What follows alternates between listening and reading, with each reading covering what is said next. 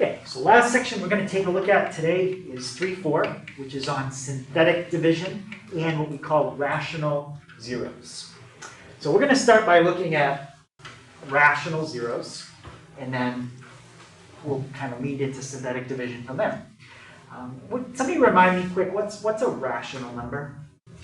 It's a number that you can write how?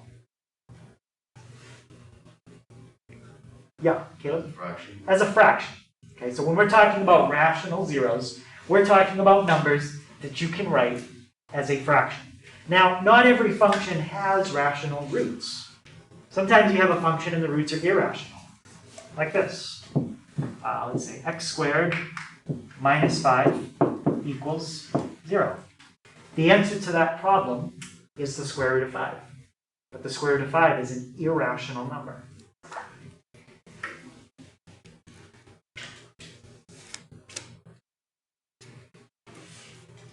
So what I'm going to show you today is a way that you can find the roots to any polynomial as long as they are rational, as long as there's a way to write them as a fraction.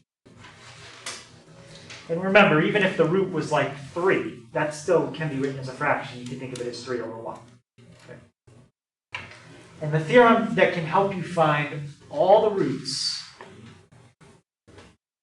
that are rational is called the rational root theorem. Okay, you'll probably see me abbreviate it RRT. So suppose that you had some type of polynomial. When we do an actual problem, it might look something like that. Okay, you'll have a bunch of terms in the polynomial. You might not have every term from the highest exponent to the lowest. You might skip some. That's fine. Okay, but you'll have a bunch of terms in your polynomial. If there are going to be roots, or if there are going to be zeros in this polynomial that are fractions, they only have to do with two numbers in the whole thing. It has to do with that number and that number. Nothing else makes a difference if you're going to cross the x-axis at a number that's a fraction.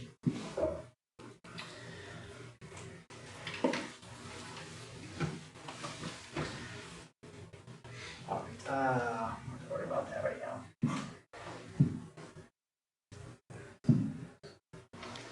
What's important here is that the leading term can't equal 0. Okay, you can't have that. That's basically part of what I erased. The leading term can't be 0. And all the coefficients, okay, I'm just going to write it a little simpler. All the coefficients have to be rational numbers. Right, so the leading term can't be 0. And all coefficients are rational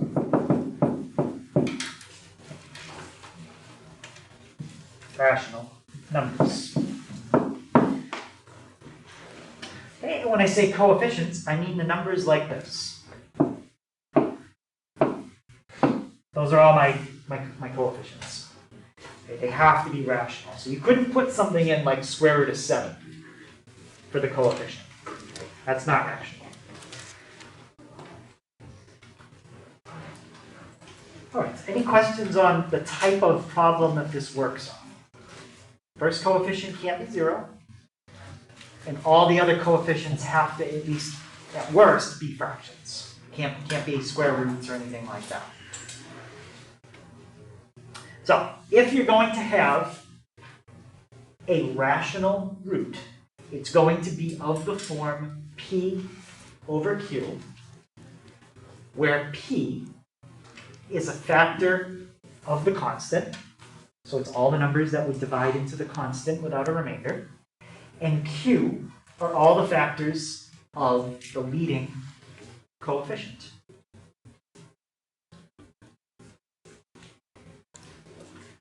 Right, so if you're going to have a rational root, then it'll be of the form P over Q, and P will be a number that is a factor of the constant, and Q will be a number that is a factor of the leading coefficient. Now, just to be clear, what this theorem does, or what it doesn't do, is it doesn't give you a definite answer. This theorem gives you a list of options, and then from there, you have to narrow it down. That's all that this theorem does. So it does not give you a definite answer. It just gives you a list of possibilities that we can easily narrow down to what the answer is. And the way we're going to narrow it down is we use the graphing calculator. All right. So again, not every single possibility that you generate with this theorem is an answer. It's a list of possibilities, and you narrow it down. So let's look at this one. So the first thing you want to do is identify P and Q. So P is all the factors of the constant. Okay, John, what's my constant here? -6. -6. Can you tell me all the factors of -6? 1, 6, 2, and 3. It's half of them. Oh, and then was it -1, -2, -3, -6? Perfect. So plus or minus 1, 2, 3, and 6. Those are the factors of P. All right. Q is the factors of the leading coefficient. Caleb, what's my leading coefficient? 10. And what are all the factors of 10? 1, 2, 5, 10. 1, 2, 5, 10, and the negatives of all those. Okay, so now we're going to make a list of possibilities. The possibilities for the rational roots in this problem are going to be written as P over Q. So we have to write down every different combination we could have with a P on the top and a Q on the bottom. So we want to try to do it in kind of a systematic way. So let's write list of possible rational roots. So I'll start with 1. Okay, so I'm going to start with that one, and I'm going to do that one in the top, and then every different Q I could have in the bottom. So I could have 1 in the top, and I could have 1 in the bottom. I could have 1 in the top, and I could have 2 in the bottom. I could have 1 in the top, and I could have 5 in the bottom. I could have 1 in the top, and I could have 10 in the bottom. And those are all the different rational roots you could have in this problem with a 1 in the top. Now let's do all the roots you could have with a 2 in the top. Right? So what would be my first possible rational root with a 2 in the numerator? John? 2. 2? So 2 over 1. Okay. What would be my next one? Madison? 2 over 2. 2 over 2, which is what? 1. So we already have that one. So we don't have to do 2 over 2. What would be, Sophie, what would be my next one? 2 over 5. 2 over 5. Again, these are all positive or negative.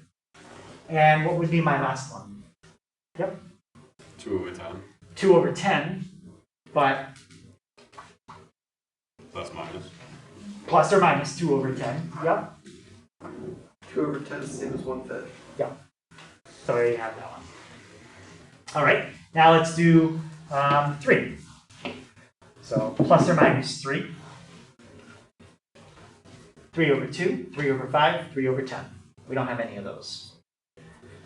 So 3 over 2, 3 over 5, 3 over 10. So there's those. And let's do the last one. 6. Okay, what would be my first rational root with a 6 in the numerator? Michael? Plus or minus 6. Yep, plus or minus 6. Okay, next one. 3 is already there. Yep, the next one would be 6 over 2. And that would be We already have that. All right, what would be the next one? 6/5. 6/5. And the last one? 6/10. But that's 3/5, so we already have that one. So, this is a list of all possible rational roots. So, if this polynomial is going to cross the x-axis at a spot that's a fraction, it has to be one of those numbers. It can't be anything else. That's every possible place that you would want to look and see if it crosses the x-axis. And looking at that list, the biggest number I see in that list is 6. The smallest number I see in that list is -6. So that means if I set a standard window, that's plenty big enough to see if this graph crosses at one of those numbers. Okay. So any question on generating that list of possible options? This was a pretty big list. Usually there aren't that many, but that one has a lot, right? There are 4, 6, 10, 12, and then double it for all the negatives. So there are 24 different places you have to look, all between -6 and 6. So now, let's see.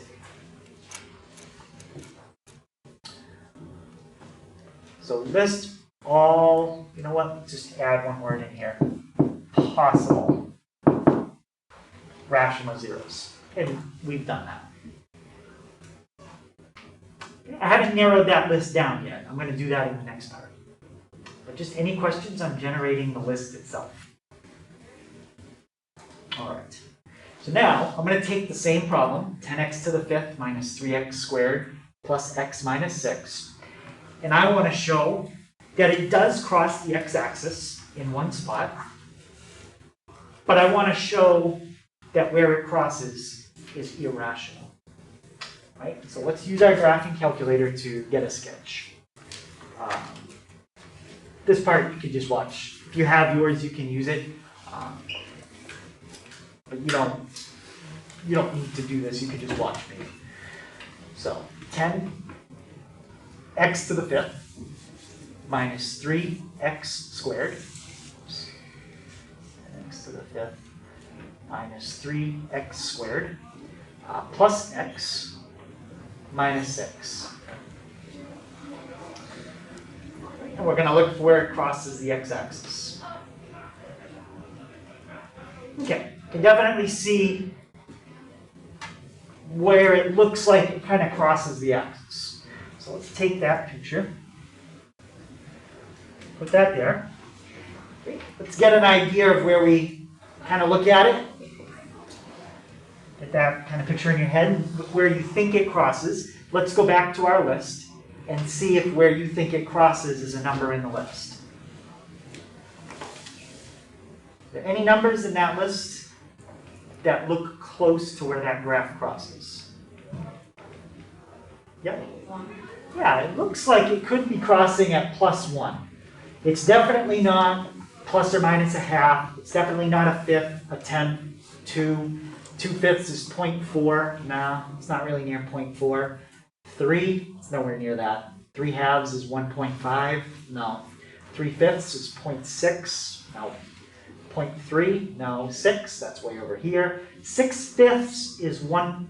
It's like 1 1/6. So maybe you could argue it looks close to 6/5. That's a little bit after 1. It doesn't really look like it's a little bit after 1, but maybe 6/5 would be the next closest one. I don't think anything else in that list is even close. Okay. But 1 does look like the only possible option. I think we can really eliminate every other choice we came up with. Any question on why I'm eliminating every possible choice except 1? Positive 1.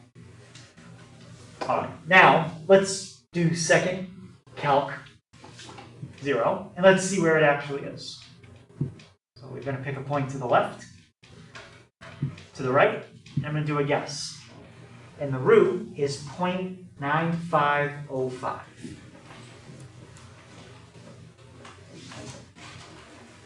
So the direction said show that it has a real root. Okay, we've done that using the calculator.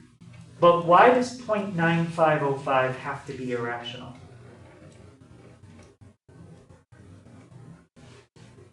Why can't it be rational?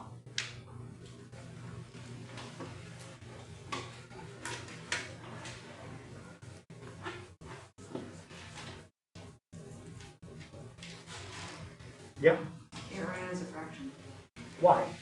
That's what you have to prove to me. Why can't you ever write 0.9505 as a fraction? Why is that an irrational root in this problem? Yeah? It's a repeating decimal. Is it repeating? I don't know that. No, I don't think it's 0.95054589.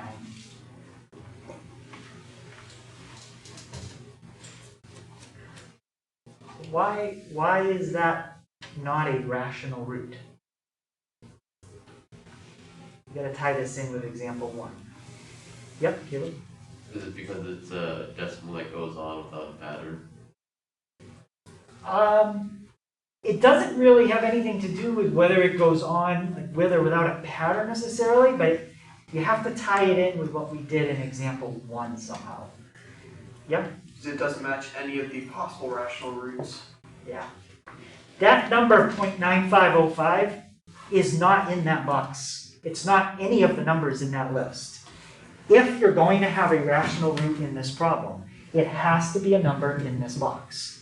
0.9505 is definitely not any of those. Not even close. So because it's not a number in the list of possible rational roots, then it must be an irrational number. Okay. So that's what you would write down.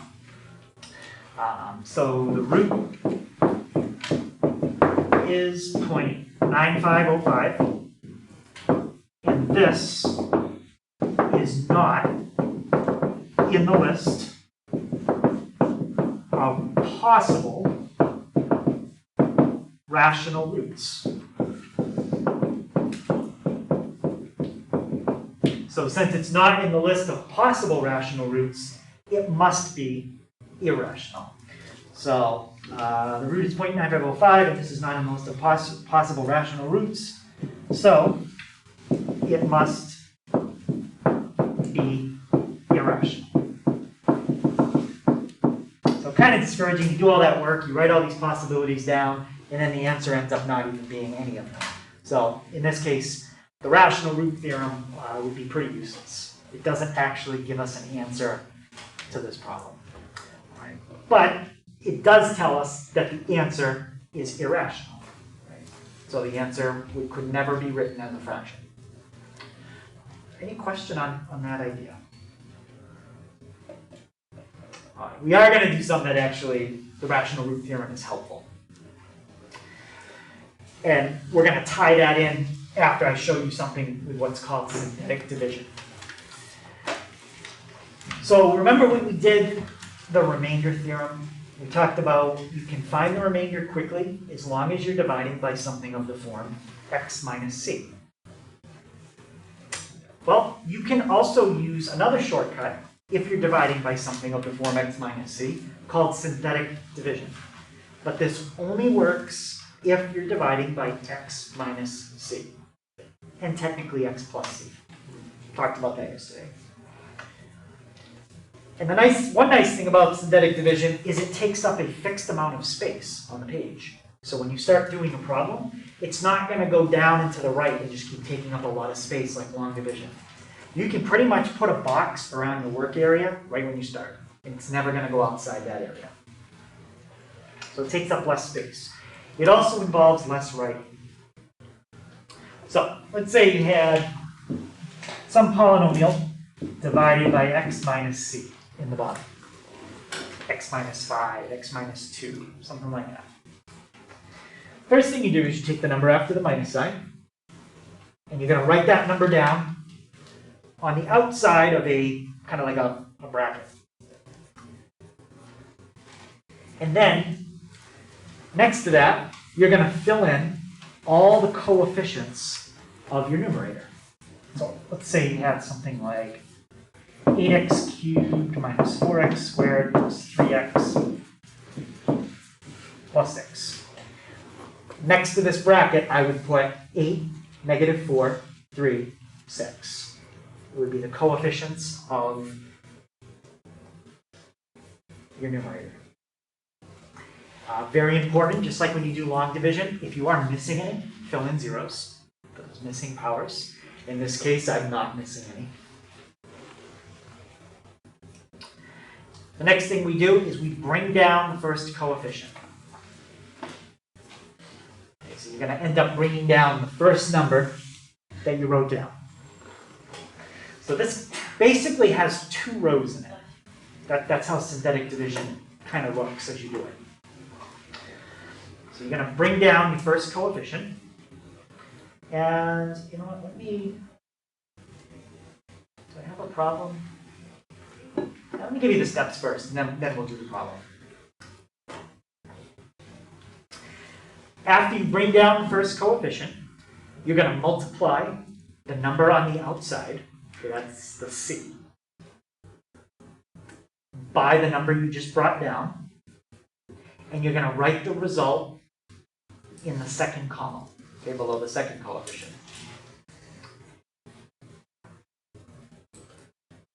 Once you do that, you're going to have 2 numbers in a column to add together. Big difference here between long division. You're adding, you're not subtracting columns. People mix that up. And as we go through an example, I'll bring these steps back up and we'll go through them.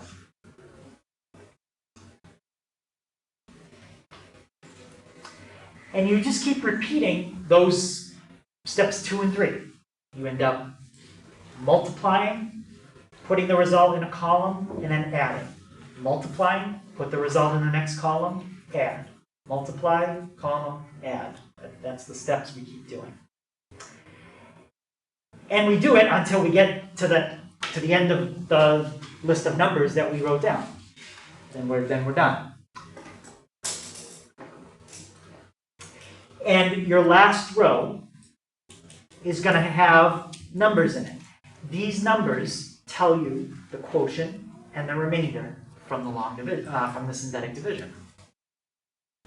The number all the way on the right is going to be the remainder, and the other numbers are the coefficients of the quotient.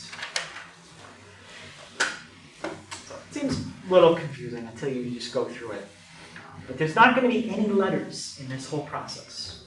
I'm not writing any letters down the whole time. Okay, just numbers.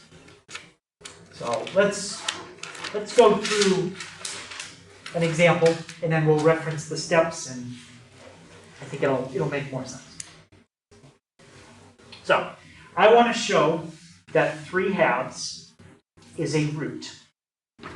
Show that 3/2 is a 0 of this polynomial. That basically means show this. If 3/2 is a root, then what do we know is a factor? From yesterday. Yep. Is it x minus 3x? Right. To show that 3/2 is a root, just show me that x minus 3/2 is a factor. How do you show something is a factor? Do out the division. And we know that something is a factor if you do the division and get a remainder of what? 0. 0. So we're just going to quickly check that the remainder here is 0. But you might say, well, why can't we just use the remainder theorem from yesterday? Well, they also want us to factor that. So we can't factor that unless we do the whole division problem. Okay. So let's do this out using synthetic division. We're dividing by x minus 3/2. 3/2 is what we're trying to show is a root. So we're going to put that on the outside. Write down the coefficients of your numerator. 2, -5, 1, 3. 2, negative 5, 1, 3. Okay. Next step says bring down the first coefficient. That's a 2. So what I usually do is put a line like that and bring it down. Just like that. Any questions so far?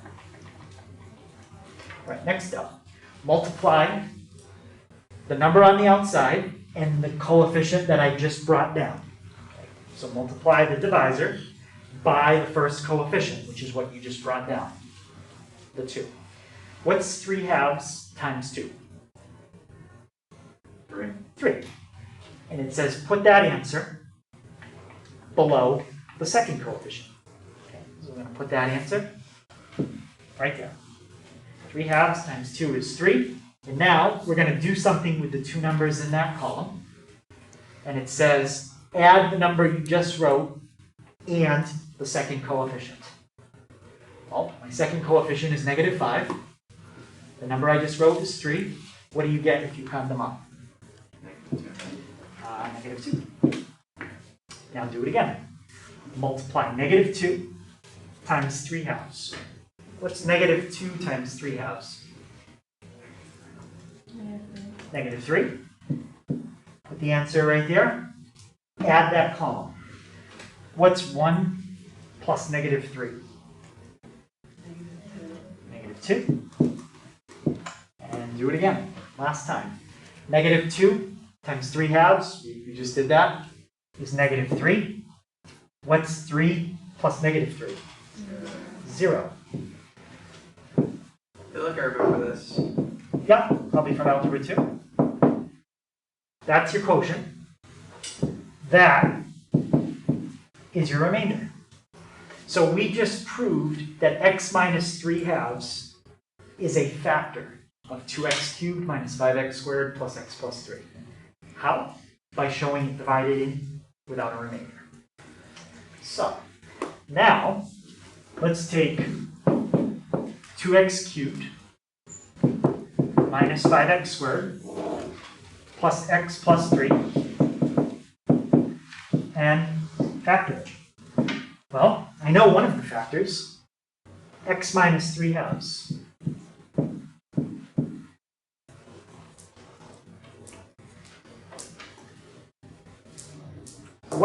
Where does this other factor come from?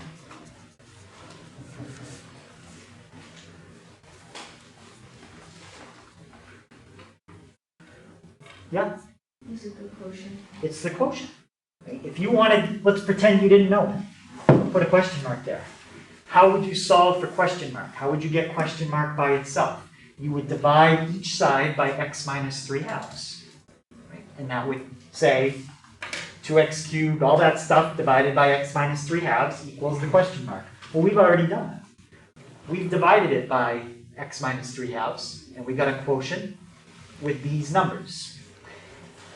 So the quotient is what goes in this spot. Okay? That's how you get the other factor. You divide. We just have to interpret what those numbers mean. When you're looking at your quotient, the number on the right is the constant. That's the coefficient of the x term. This is the coefficient of the x squared term.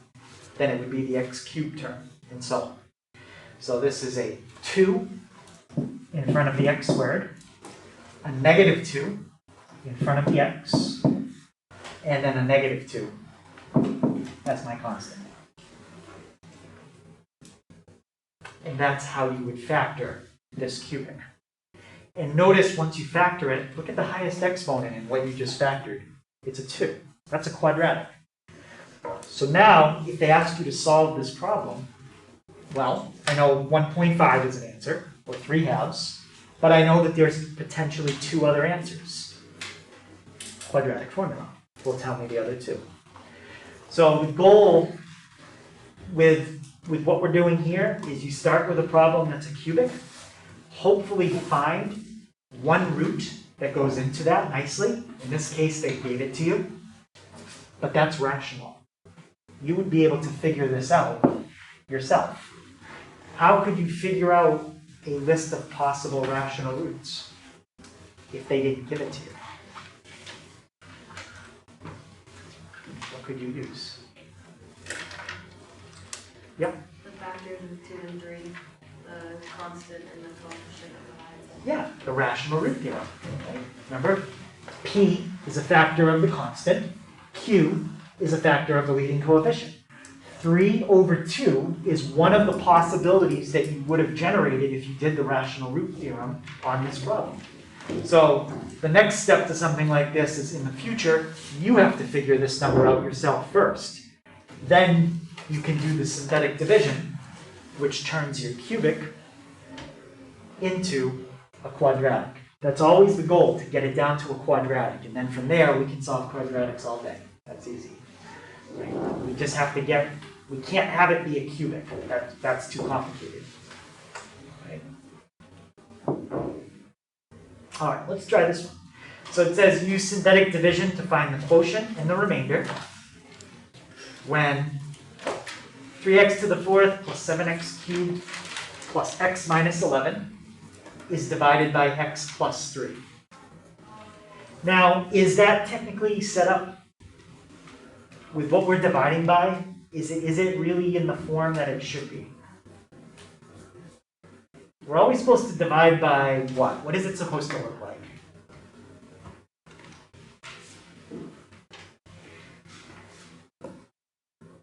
Yeah? X minus -3. Yeah, it's always supposed to look like x minus a number, right? This is x plus a number. Doesn't mean you can't do it, but you got to think of it this way. So what is going to go on the outside in this case? Michael? -3. -3. It's always the number that comes after the x minus. And can somebody tell me my coefficients that I would put next to it? Tim? 3, 7, 0, 1, and -11. Good. Sometimes people miss that 0, but you've got to put it. If you don't put it, it's going to come out wrong. Because you don't have an x squared term. All right. And let me kind of, go through this at like full speed and show you how quick you can really do the division compared to if you were doing long division. All right. So bring down the 3. Multiply. 3 times -3 is -9. Add is -2. Multiply is 6. Add is 6. Multiply is -18. Add is -17. Multiply, that's going to be what, 51? Yeah, 51. And then add gives me, what, 30? 40. 40. Sorry. 40. And that's it. We did the whole one. All right. You should double check and make sure I didn't make a mistake. But it is much faster than having to do a long division. So now, write the quotient and the remainder. Okay. What's my remainder in this case? 40. And what's my quotient? 3x cubed Yep, 3x cubed minus 2x squared 2x squared plus 6x minus 17. That's a lot easier. Yep. Whenever you have something that's of the form, or can be written in the form, x minus something, you can use synthetic division. I could give you a problem that says divide by like x squared plus 7x plus 5, and now you can't do it. Now you got to go back to long division. Okay. Any question on that one? So is x plus 3 a factor of what we started with? No. It's not a factor because there's a remainder. All right, let's show that 3 is not a 0. So there's lots of ways of asking kind of the same question. Let's say 3 was a 0. If 3 was a 0, what would be a factor of this automatically? Yep. X minus 3. X minus 3. So what I'm going to do here is show x minus 3 is not a factor. And by showing it's not a factor, that shows 3 is not a root. So to show something's not a factor, you hope that when you do the division, you get a remainder that's what? Not 0. So let's just hope we get a remainder that's not 0. That's it. So put the 3 on the outside. Fill in your coefficients. 2, 5, -2, -3. And we're doing out the division now. We're dividing what we started with by x minus 3. If we get a remainder of 0, then that means x minus 3 is a factor, which would then mean 3 is a 0. We want it to not be. So bring down the 2. 3 times 2, 6. 5 and 6, 11. 3 and 11, 33. Minus 2, 31. 93. Minus 3, 90. Done. So, x minus 3 is definitely not a factor because it had a remainder of 90. So 3 is not a root. Any questions on showing that?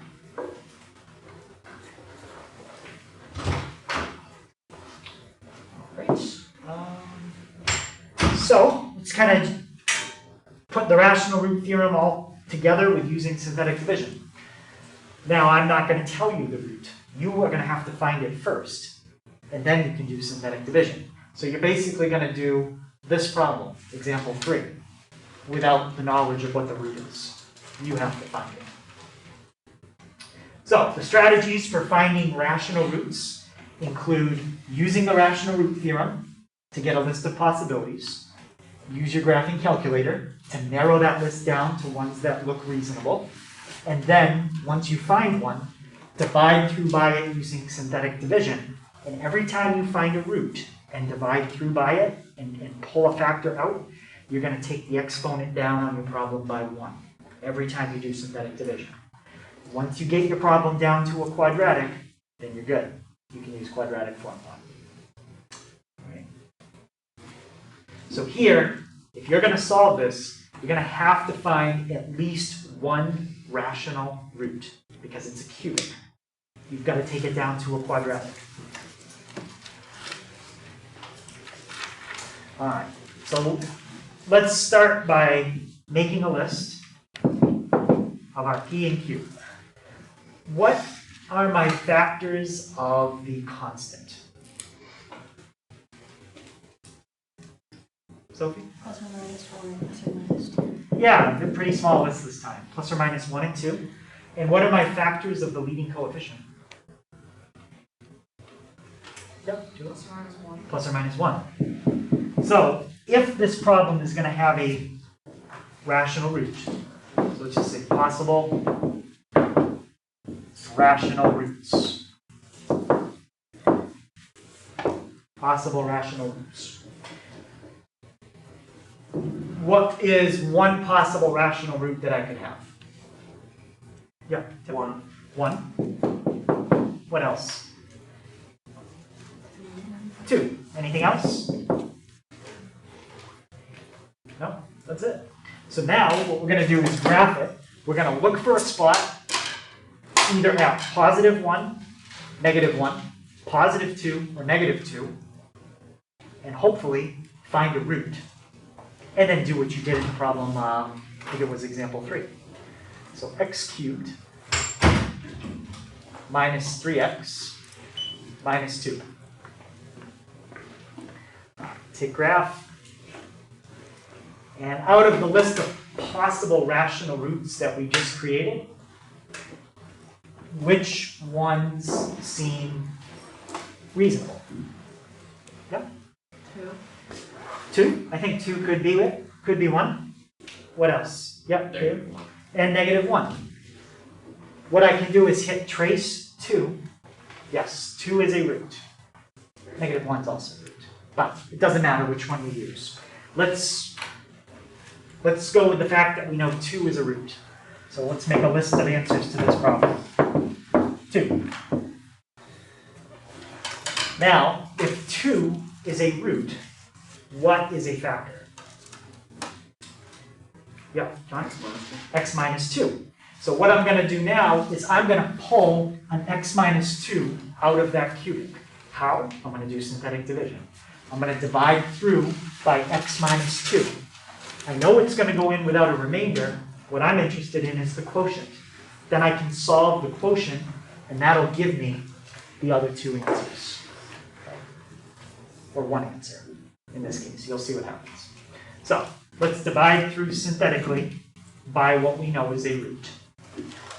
1, 0, -3, -2. Okay, bring it down. 2 times 1, 2. Add. 2 times 2 is 4. Add. 2 times 1 is 2. Add. As I expected, remainder is 0.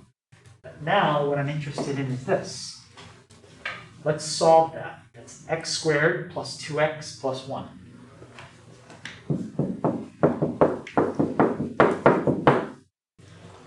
This is what's left when you factor out the first factor from the cubic.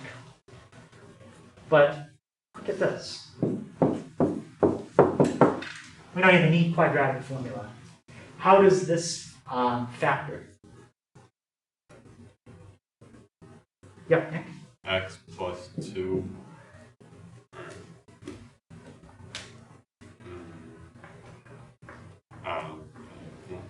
So X plus 1, X plus 1. x plus 1, x plus 1.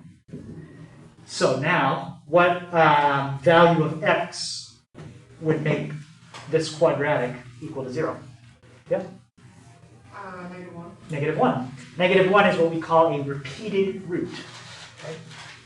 You don't have to write it twice. So the rational roots in this problem are +2 and -1. Now, if you had done the synthetic division with -1 first, you still would have gotten the same answers. Doesn't matter what root you find first. Just find a root and then divide by it. Okay, any question on that? So I have a few of these. We're not going to do all of them. Let's do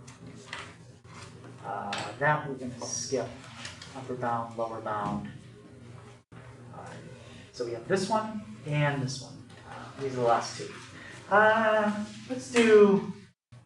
I'll let you pick. Well, actually, this one is a little different. This one says rational.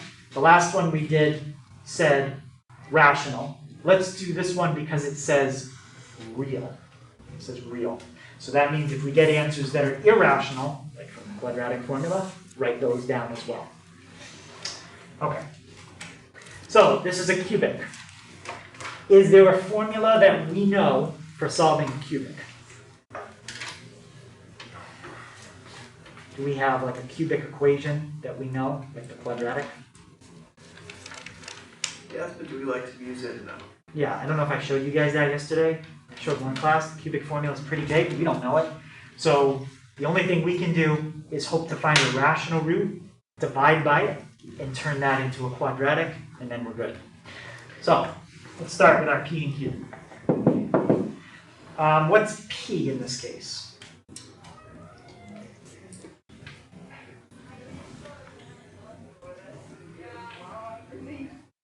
Nick? 3. Wait, Plus or minus factors of the constant. constant first, 2. 2 and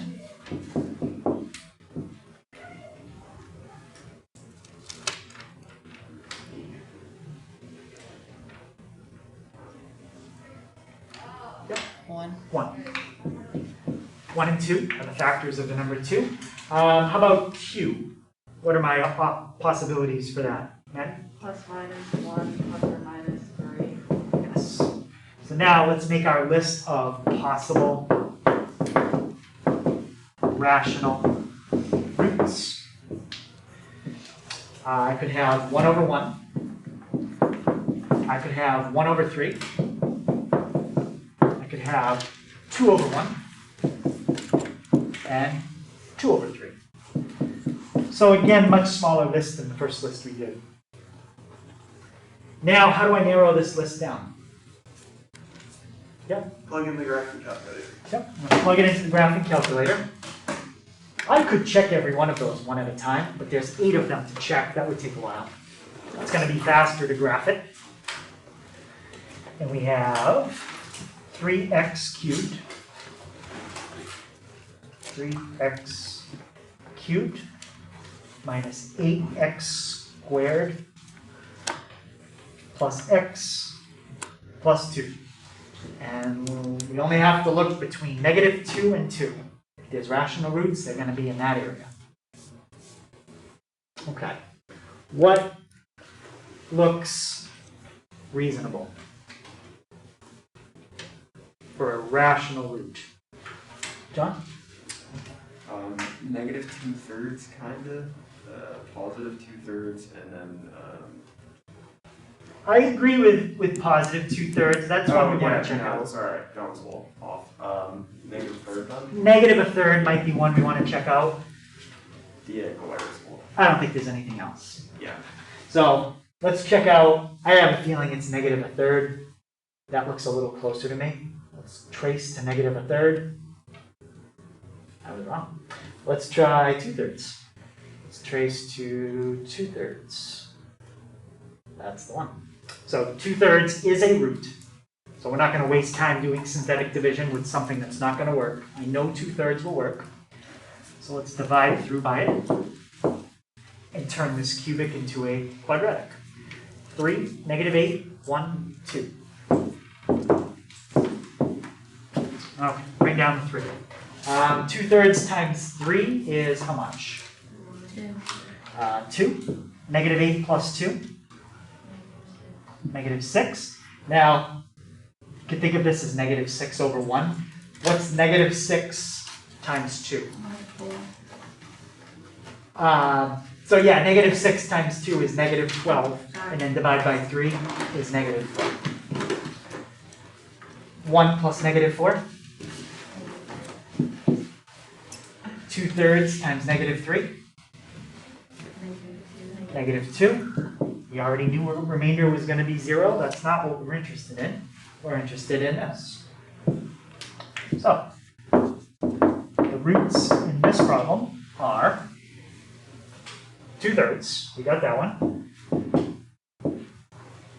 And now, how would I solve 3x squared minus 6x minus 3 equals 0?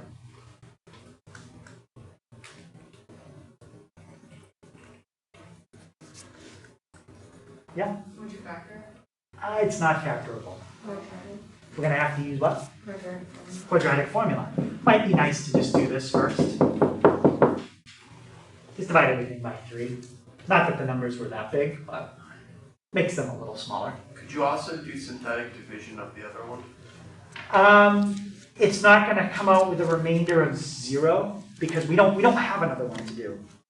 We don't know the other root that we thought worked didn't. When I checked it, it wasn't. Then negative whatever it was, -1/3 didn't work. But if we had another one that worked, yes, we could. So now, let's see. -b plus or minus square root of b squared minus 4ac all over 2a minus a minus. What's 4 times 1 times 1? Plus 4? 8. And what's the square root of 8? 2. Or not 2. 2 square root of 2. 2 square roots of 2. 2 square roots of 2 over 2. 2's everywhere. You can divide by 2, 2, and 2. Those are my other 2 roots to this problem. 1 plus or minus square root of 2. They're not rational, but the problem this time said to list all real. They are real.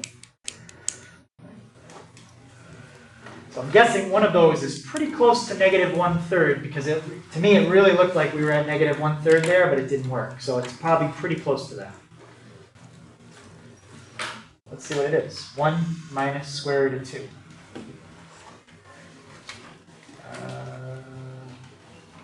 1 minus square root of 2. Kind of close to the negative number, negative 0.4.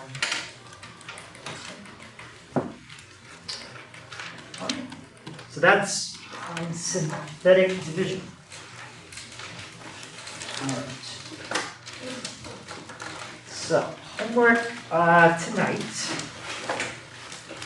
is mostly that. Let me just fix something. You don't have to do 31 and 32.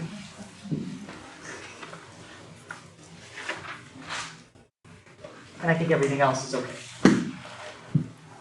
All right, so 1, 2, 5, 6, 9, 10, 13, 14, and 17, 18, 27. So we don't have enough time right now, but what I will do is I'm going to pause the video, and I'm going to put a list of topics that are on the test. So if you want to check the video, you can look at that, and I will post it online by hopefully like 10:30.